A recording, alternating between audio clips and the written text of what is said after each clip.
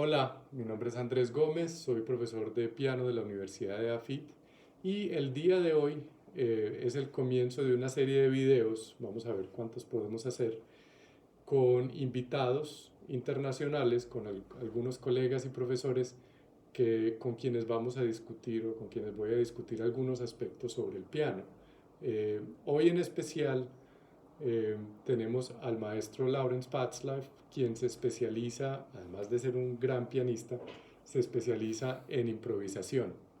Él enseña en la Universidad de Lübeck, en Alemania, enseña piano e improvisación, y en la Universidad de Frankfurt, improvisación histórica.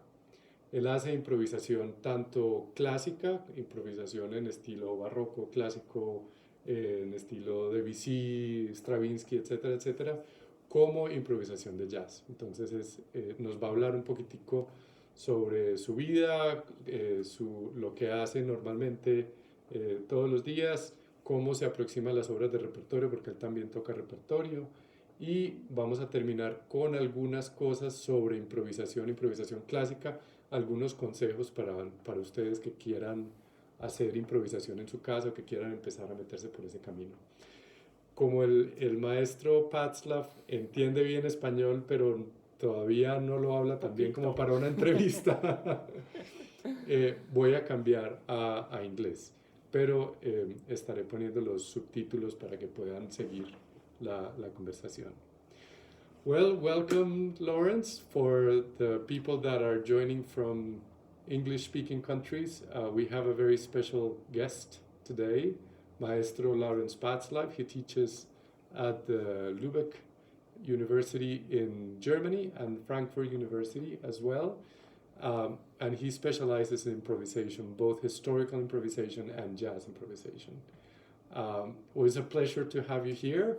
Thank you so much. We have met before through GSIM, the Global Summer Institute of Music in Richmond, Virginia. Hopefully next year we'll go back to the festival. It's an amazing festival with wonderful faculty. And I still remember the first time I saw you, well, the first time I saw you, we saw each other at a concert. But I still remember the first time I heard you improvise, which was in the museum during the first festival, and you asked the audience to play something for you so you would improvise, and somebody came playing the theme of Rachmaninoff's Third Concerto, and the person before you was a wonderful student who played Prokofiev Eighth Sonata, and you did. It was, for me, it was such a trip to listen to you, because you started with the Rachmaninoff and then you went and played some Schumann, which you tend to do a lot in your improvisations, and add some Beethoven, and then, but you also brought back some of the Prokofiev that she was playing. It was such a wonderful experience to be able to listen to this massive interaction of different things. And of course, you're not going to tell us that they have to do all that, but but I wanted to ask you a little bit of how where did you study, and how you got interested in improvisation? Yeah. First of all, hello everybody. It's a pleasure to be here and to be a guest here in this interview. My name is Laurens Patzlaff. I'm from Germany, and I studied also in Germany and a little bit in Spain, in Madrid, but that's a long time ago. So I started very, let's say, normal as a classical pianist. I was trained as a classical pianist, but when I learned classical music, I was always interested in improvisation at the same time. So maybe because as a kid I was kind of slow in learning how to read scores. It took me a while to read music, so I always looked for another way how to actually get an access to music, to kind of get into the music. And I was always interested also in composing as well. I composed some songs, some like little folk tunes. I composed a little opera when I was, I think, like 11 years old, you know, like a very small opera. I think today, if I look at it, it's more a musical. But yeah, I was interested in creating music. I think that's what it was. But are you still composing? Because I know you are producing a lot of music all year long, and you're touring everywhere and you're playing everywhere. But are you writing down some of those compositions? Well, to be honest, I'm getting back to it at the moment, Oh, good. since I'm kind of like checking out new software on composing as well, like new programs how to write down music. But in the past 10, 20 years, I've been quite lazy with that because I adore composers because they have a lot of patience.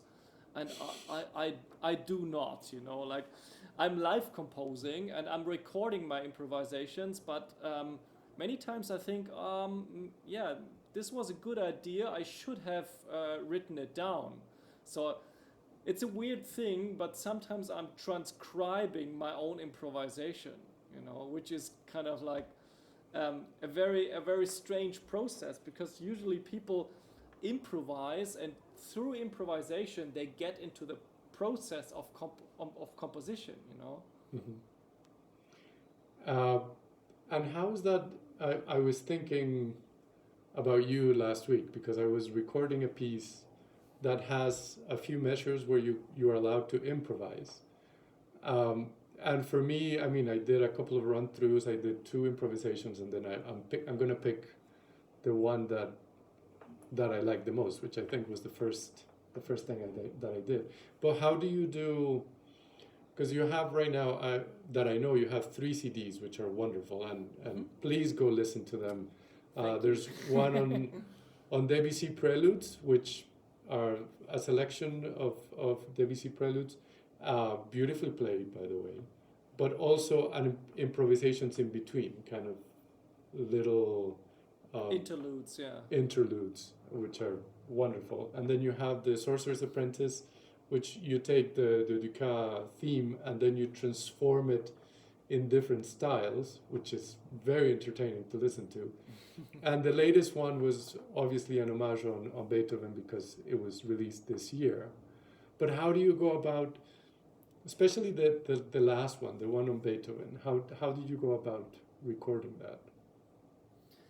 Well, I mean, dealing with Beethoven is always, you know, the Beethoven has this big name, and no matter whether you play Beethoven sonatas or whether you approach Beethoven as an improviser, it's always this big genius in front of you. And with an improvisation on Beethoven, you want to, first of all, I mean, not try to destroy the heritage of his music. So it's kind of like, it was a little bit for me like, should I really do that, you know? Because the producer asked me to do that. It's Beethoven year, everybody's recording Beethoven, and why not improvising? So I first started to do some research on actually how Beethoven was improvising, which is quite interesting because he was a great improviser and he used to entertain people a lot with his improvisations. And I figured out that he always chose themes which were actually not that appealing at all. For instance, a scale. You know, he liked to improvise on very flat and we would call it even stupid themes. You know, and he liked that, and he even gave that idea to other people. Like, okay, let's improvise on a scale, not on a folk tune, not on a theme from a symphony, just on a scale or like 3 notes. So that was the first idea, which I tried to follow a little bit because many of the themes of Beethoven are very, you know, very compact. You know, they're very small and very easy to catch. But when I recorded this CD, because you cannot cut a recording, it's impossible. I did actually, I thought about the theme which I wanted to improvise on from Beethoven, and then I did several takes, you know, like take A, take B, C, D, and at the end we had about, I think, 9.5 hours of recording. Wow. And we had to make a choice, you know, we had to pick some of the takes, and they were all of totally not even different quality, but also different styles. You know, one was a jazz take, and the other one was more more Baroque take, and the other one was avant-garde. So. Well, you should release the whole 9.5 hours. I would be interested in listening to it. Yeah, but there's a lot of, I mean, it's always a difficult debate whether something really can go wrong in improvisation, But of course, there are some parts that I probably, would not think are good enough to publish, Well, to your standards, but I've heard you live, and every time it's very, very. It's always very well elaborated. I don't know how you think ahead so much. I remember when you came here to our festival here in Afit, they had like 3 different themes, like a ringtone, and I can't remember what the other ones were. And you at some point like brought all of them together. Yeah, I mean that's a challenge also in the brain, because you have to actually. It is a thing. It is a measure of live composing actually. Yeah, but with all that, you have to be tolerant, because a composer can always correct the things and kind of think about everything, the harmonization, the measurement, but an improviser has to let everything go. If something happens that you didn't want, you have to accept it and deal with it. So it's like a lot of dealing with the most recent past, It's kind of like what just happened has to be put in a meaningful context. And you talk about in your lectures how if you make a mistake, then you try to make it as if it was part of what you were trying to do. Exactly. So a very easy thing is to just, if you can remember, repeat the phrase with a mistake, and then kind of like for the audience it sounds right, because it's in the structure it makes a sense suddenly. And that should go also for performing regular pieces. Yeah. Where if you make a mistake and you make a face, then people know. If you just act like as if you meant it, then people are like, oh, maybe that's a new manuscript. Yeah, exactly. A new edition. Yeah. Okay, I wanted to ask you a bit, because a lot of our viewers, hopefully, are pianists, and I want this also to be some advice on how to approach a new piece. And I know you also teach repertoire, and you also play repertoire. Mm-hmm. So when you tell us about a couple of things of like how you approach when you're given a new piece, maybe a Haydn sonata or a Schumann piece, or what is the first steps that you take, more or less? Well, first of all, I try to. When I was younger, I took the easy way to listen to a recording, which I think is not always bad. Some teachers don't like that. They think you should not listen to a recording first, but I'm not that strict. But nowadays, I like to practice also my sight reading with just playing the piece one time through. And I always think, or I try to figure out what is the essence of the piece, what is the idea, or even of that movement. And while I play, I also understand the harmonical structures, and if it's a sonata, or a Haydn sonata, it usually follows a very strict or more or less strict program, Mm-hmm. So there are many ways to learn it. If it is difficult, I try to learn it backwards. I start at the last few bars, and then that's like what I've been doing in the past 4 years, because I felt like I'm safer in learning that way. And then I'm learning backwards, which is, it is a bit tiring if the piece is too long. If it's a Schumann piece that is really for half an hour, you feel like you're never going to reach the start. But if it's a shorter piece, it's quite good, and you can learn by heart very fast as well. You kind of you learn the piece more with more senses, because you have to think of the harmony and of the structure a lot, and that helps me, but that's a very personal approach, I think. No, but that's very interesting. I actually did that with one piece last year. I started with like the last 3 measures and then started going back. And the nice thing is that you can play the last 3 measures and then the last 6 measures, and then you kind of get in this sense, instead of always playing the beginning very beautifully and then That's the problem, our brain, works with only with precision if we learn things with precision. And if we start at the beginning, which is normal, we kind of always get into unknown terrain, we kind of get into areas which are not that safe, and we play maybe some mistakes and not correct them properly. Whereas when we play backwards, we always play into areas that we have learned safely already. Very, very interesting. How do you, we were having a discussion in one of the previous videos about scales.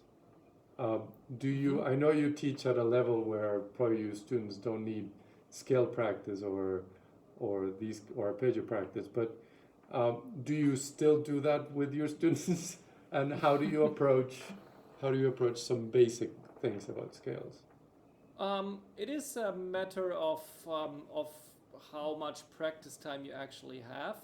There's nothing bad about practicing scales, because it keeps your fingers fit, and also it gives you an idea about different keys. That's a very good idea. So I still even do, when I have not a lot of time, I play just some scales up and down. So with very technical, because there's maybe no time to improvise or something. But when I have time, I try to practice scales with an improvisational approach, which means that I give the normal scale a musical idea. And this is something that you can do with many technical things, also arpeggios or chords, I can show you on the piano if you don't mind. Yes. So, most people play the scale like this. So that's very technical, But you can also play the scale maybe like this.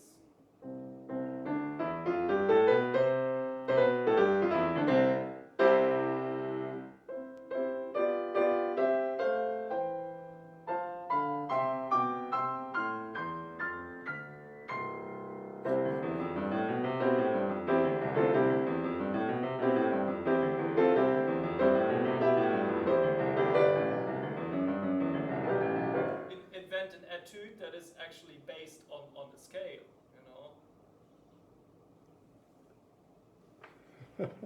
Does that make sense, or is that? Oh yeah, it's very easy to do too. Well, okay, that maybe the example was a little bit too complicated, but I give maybe an easier example. A scale can be easily transferred into music if you add rhythm and structure to it. Many themes in music are actually based on simple scales. Mm-hmm. And if you do that, you actually have two very good things. You practice improvisation and you practice the scale at the same time. But I know, of course, it takes more effort and more time than to just play the scale as it is. Yeah, could you give us like a couple of examples more than you did of what kinds of things you would do with scales, because you did a lot of chords with the other hand and tried to get the left hand going, but if I was going to do 10 minutes of scales, what other things would you do? Well, if it's just technical and without improvisation, I try to focus on the finger movement, on the approach that I play, or I'd like to strengthen the muscles in the fingers. And I try to, this is very technical, like to hold my hand still and use only this part of the hand, And I like very much the idea that you kind of play the key as if you pick a string, And in this case, I practice staccato scales, maybe simply like this.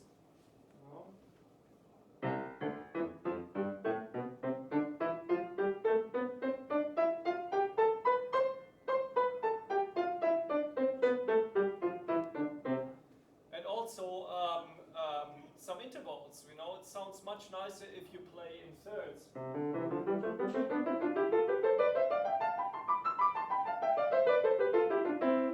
Or in six. You know, that's more appealing. And if you want, you can also try maybe some strange things, you know, some strange intervals like four. You know, it's more a Bartok style or different kind of scales. I mean, why does it have to be always major or minor? Why not semi-note, whole note, you know?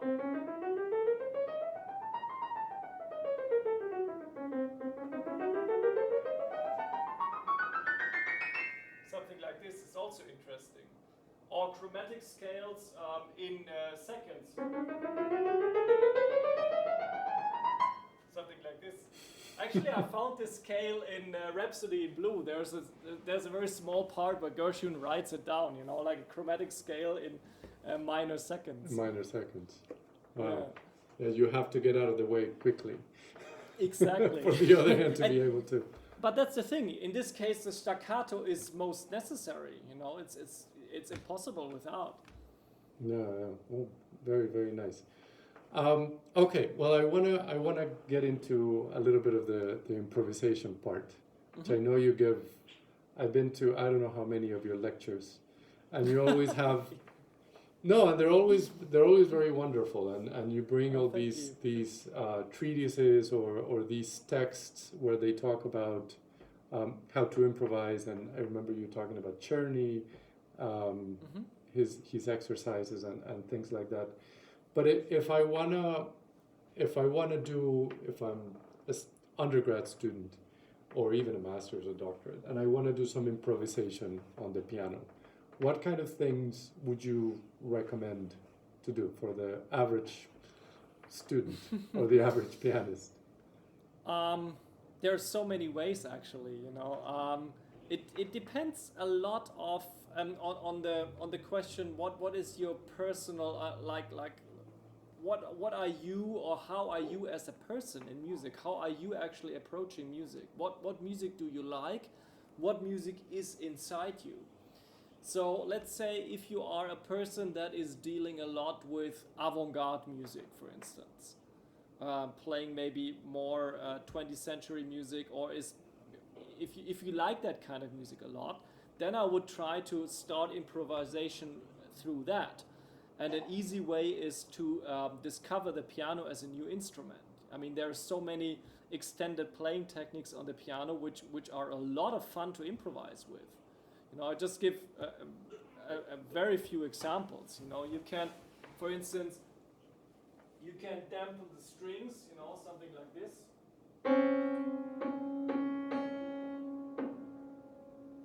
Or play with a flageolet, you know, something like this. The harmonics? Yeah, the harmonics. Or even if you dampen down here, it's kind of... It's a very interesting sound. And you can use the piano as a percussion instrument, which is a lot of fun if you improvise, you know. Just combining that technique, you can make an improvisation of a few seconds, maybe like this.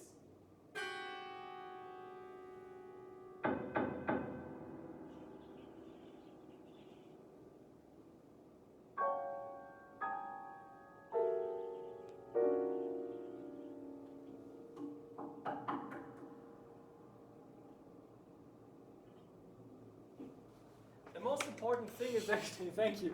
The most important thing actually is always to make it sound as if you are performing a piece.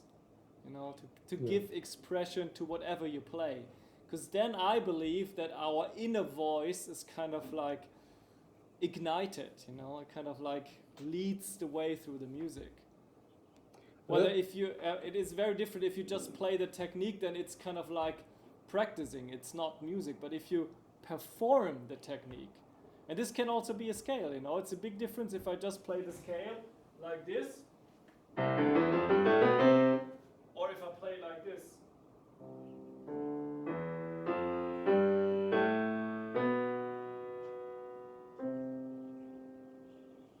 You hear the difference. The first thing is just technical, and the second thing is music. So this is one thing. So another thing is, if you like harmony, there's a very a good way to practice improvisation with a normal major or minor chord. You just need 3 notes, major or minor. Most people like minor more, so they well, in Europe maybe, I don't know if it's different in America. You take an A minor chord and you repeat it. And then you change 1 out of 3 notes chromatically upwards or downwards.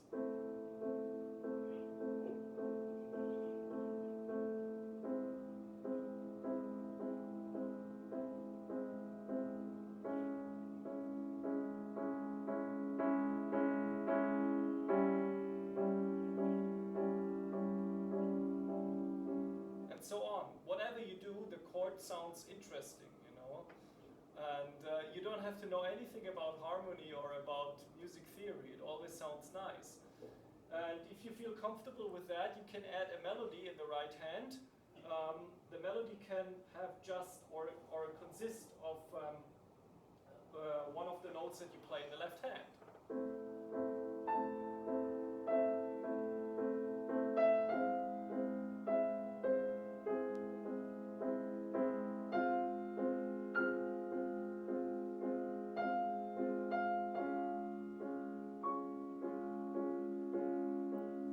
Keep the flow, always repeat the chord, try to create music, and it is not difficult at all.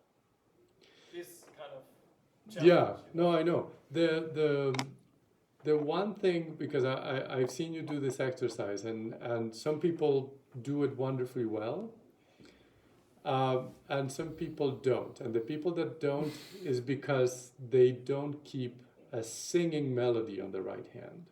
Exactly. It's because it's kind of a disconnect with their own voice, with how they would sing something. Yeah. And that has been the things that you probably know this because you're the one teaching these classes, but no, but I'm happy that you noticed the same thing, because that's a fact. Music is an art form that is strictly connected to time, you know, and as soon as we stop the flow, the music stops as well, and also the music in us. So the most important thing with improvisation of beginners is not what they play or if they hit the right cadence or something. Most important is that they keep the flow and play with expression whatever they do, you know. Yeah. The other exercise that I always found interesting is that to start playing a melody in unison,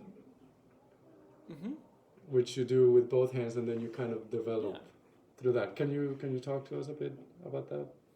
Yeah, this came up to me because I was teaching a class many years ago, and that was based on modal improvisation, which is also very interesting for beginners.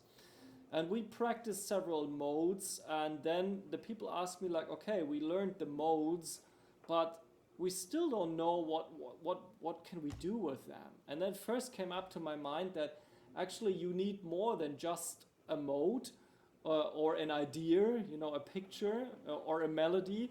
You need patterns. You need patterns to create music. And if you have a certain amount of patterns in your head that you can easily pick, then you can create music and make it also entertaining and different. It's not always the same.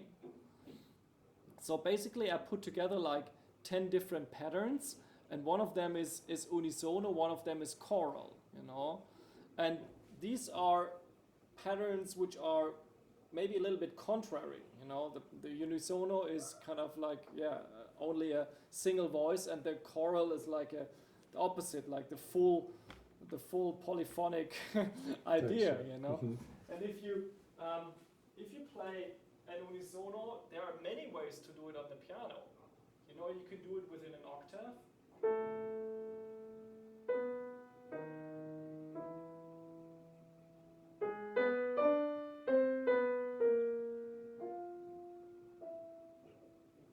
Or like Ravel is doing it, you can do it in octaves which are far away from each other. You know, and then it sounds even more interesting.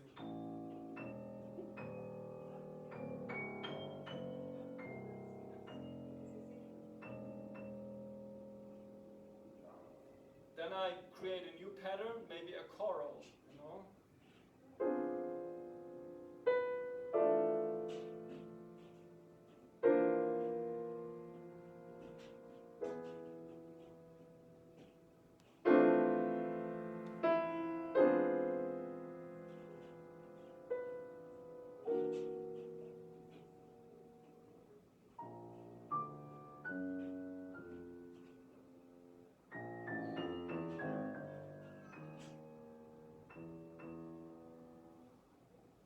Just an improvisation with two different patterns. One is unisono, one is a choral. And kind of ABA form. Yeah. Yeah. And the other thing, your approach to teaching improvisation has always fascinated me, because it was always like, just do it. Like you have played enough music in your life that something will come up. Like, don't be scared of just playing. And the one thing that you just did that you have been talking about this whole time is that do it musically. So if you do play a unison or if you're playing whatever you're playing, do it with phrasing, do it with shape, so it sounds musical. Because if you just do, it just doesn't work. Yeah. Exactly. I compare it to the Sleeping Beauty, you know, you have to kiss the Sleeping Beauty that it kind of awakes, you know. Otherwise nothing's gonna happen. It doesn't make a lot of sense. I as you know, I have delved into some improvisations, but I always end up playing something like Schubert. I end up repeating a note and changing the context of that note, and it always ends up sounding something and you like that. You don't like it, or you feel bored with your own improvisation? I guess I have to do it more. Every time I talk to you, I start every practice with 10 minutes of improvisation, and then I have to learn a ton of like repertoire. Me and my Spanish, yeah.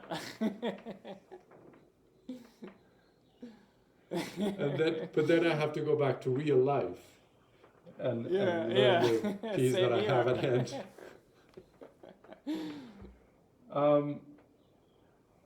What would be a good way to do to start improvising, or to do an improvisation every day? Like, what would be the kind of starters that you would recommend for us? Once again, it depends a little bit on the type of person you are.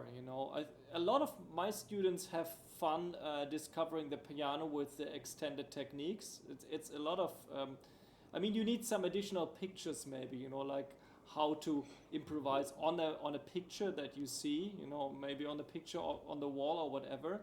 So that's a nice idea.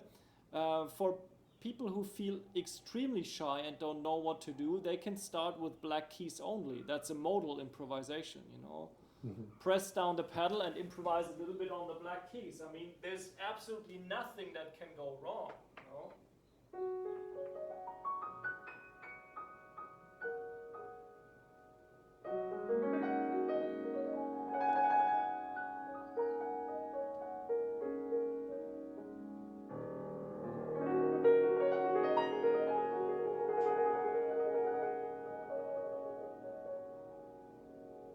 Sounds always nice, because it's a set mode and it's visible on the piano because it's black keys only. And those students who are more advanced into harmony, they can improvise on a cadence. They can improvise on a 4/5/1 or 2/5/1 cadence, and go into that by actually maybe breaking the cadence apart into arpeggios, which is a very easy way, and maybe adding the things that we talked about to it, like scales and full chords. So then we can make a C major cadence sound like this.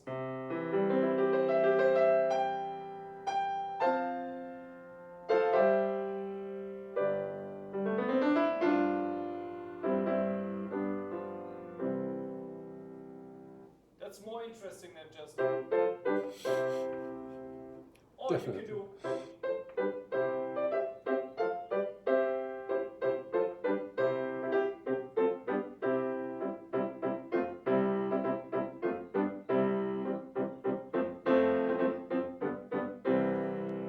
Just add a rhythm to the cadence, that's all, you know? Okay, well, and those are all very, very, very good pieces of advice. For the most advanced pianists who might be interested in doing improvisation, what kind of texts or what kind of literature would they be listening to or reading? Well, it depends a little bit if they are focused on an open way of improvisation or maybe historical or jazz, you know. So for classical pianists, there are very interesting treatises. I don't know what they. I think treatises is fine. I think Treatises, yeah. Yes. Like the one that you mentioned by Czerny. Also, Hummel wrote some very interesting things about improvisation. Carl Philipp Emanuel Bach did. Friedrich Kalkbrenner, and also Beethoven mentioned a lot of things about improvisation. So that is interesting. And a very good way is also to study variations, because variation is one of the basic technique that people can also start if they have absolutely no idea. You know, if they play a classical piece, they can think like, okay, how can we play a little variation to the melody in that classical piece? That's already a small form of improvisation. And do ornaments. Ornaments, embellishments, and that kind of things. And people who are more advanced are usually also more interested in harmony in general. So I still study a lot of different harmonies or harmonic progressions almost every day, because there's so much to discover, you know. I mean, so many things, and even if you think you have understood a composer to a full extent, one day you discover a new piece and there's some harmonical things that he has never done before, you know. Mm-hmm. And it's so fascinating, and so life is full of harmony. Sorry, you broke a little bit. Okay, shall I repeat that, or? No, the I just didn't hear you, but I'm sure the audio that we recorded will catch that. Well, Laurens, thank you so much for doing this interview. I mean, it was wonderful to hear you firsthand explain some of the things that you Thanks do for having me. On a daily basis. I really encourage everybody to go listen to his CDs. They're all on Spotify, Apple Music. Laurens Patzlaff. I'll put the links in the description, as well as his webpage and his YouTube channel, so you can hear some wonderful improvisations. And he's not on tour right now for obvious reasons, but if he comes by, please go see him, because he can. You never know what you're gonna hear. Thank you so much. Thanks. Okay. Bye. Bye bye.